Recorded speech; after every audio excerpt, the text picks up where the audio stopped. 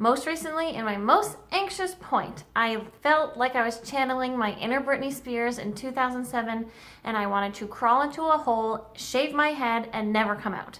I was so anxious, I genuinely thought that if I shaved my head, it would make me feel better. Today we are talking about anxiety.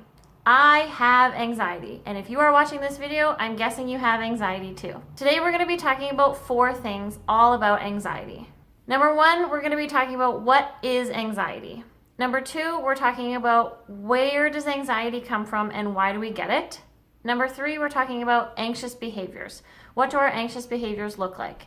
And finally, number 4, we're going to talk about what can we do when we have anxiety to help us feel less anxious. If you want to learn more about anxiety or emotions in general, be sure to click that subscribe button or click the bell below so that you can always know when there's a new video coming out about emotions, anxiety, or what to do with feelings in general. So first thing is first, what in the is anxiety? Anxiety is very simply an emotion, and it's an emotion that all of us feel from time to time. Anxiety is something that we feel when we're overthinking or when we're worried about something. More specifically, we feel anxiety when we're wanting to control something that we can't. When I want to control something that I have no control over, I feel anxious. When I want to control the outcome of something that I can't, it makes me feel anxious. If I'm looking ahead to something and I feel afraid for it, then I feel anxious. So I didn't start to understand my anxiety until I was about 27, 28, and I didn't start to learn about it until I figured out that when I want to control something that I can't, then I feel anxious. So number 2, why do we feel anxious? We feel anxious when we're overthinking something. Our feelings of anxiety very simply come from our thoughts. So if we're overthinking something, if we're wanting to control something, if we're wanting to control the outcome of an event, the outcome of an interview, if we're wanting to control how our friends think of us, how our peers think of us, what about our colleagues, what do they think of us? If we're wanting to control all of those things, if we're wanting to control the weather, we're thinking about those things. And if we overthink those things, if we fall into a hole of overthinking, then we feel anxious. The more we overthink, the more we feel anxious. The more we think about something that we can't control and the more we want to control it, the more anxious we feel. So when we are riddled with anxiety, it's because we're trying to control something that we can't. We're trying to manipulate something with our mind and it's not working. If you've ever felt anxious before, or if you've ever been sucked into a hole of anxiety or anxious thoughts, be sure to type #anxiety in the comments below. So number 3, we're talking about anxious behaviors. What do anxious behaviors look like? I have my own set of anxious behaviors, and I'm sure you have your own set of anxious behaviors. Your children will have their own, your peers, your colleagues, your partner, they will all have their own anxious behaviors. So my anxious behaviors on the outside are nail biting, fidgeting, growling, or saying, ugh.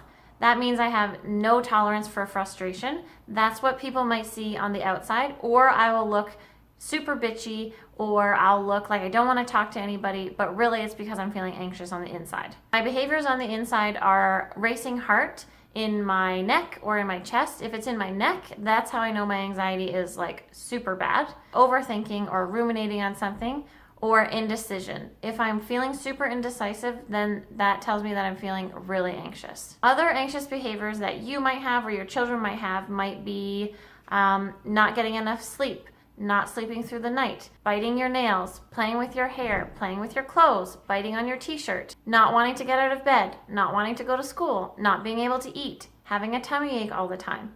These are some behaviors that might represent anxiety. We all feel anxiety on a continuum or on a scale or varying levels, and we all have different anxious behaviors. We just have to start to figure out what those anxious behaviors are. The 4th thing we're going to talk about today is what do we do when we feel anxious? So when we feel anxious, in the moment, we want to do something that helps ourselves feel calm. We want to do something that reduces our heart rate and makes us feel calm in the moment. So whatever that thing is, make sure it's something that you can do right where you are, or go for a quick break and come back so that you can help yourself feel more anxious in the moment. Some of those things might be taking some deep breaths or doing some deep breathing. Maybe you might need to meditate. Maybe you might need to go for a walk. Maybe you might need to take a break from whatever you're doing and come back. When I'm at work, sometimes if I'm super stressed, I ask my awesome work partner Jody to go for a walk with me, and we walk around the hallways upstairs. That tells me and her that I'm feeling overwhelmed and I just need a break to calm down. I often take really big deep breaths so that I can feel better and more grounded in the moment. That seriously helps reduce my heart rate. You can also do some sensory things to help you feel more calm. So maybe you might put on some music, maybe you might open the window so you can hear the birds outside, let in some fresh air. You can experiment with smells. Maybe you have a diffuser and you want to use some essential oils so that you can get a different sense of smell happening and just switch things up. Maybe you like deep pressure touches, so maybe you need a hug. Maybe you need someone to squeeze you or squish you. That's totally normal. Maybe you need a weighted blanket. Maybe you just need someone to sit on you. So if you need a deep squish, ask a friend to sit on you.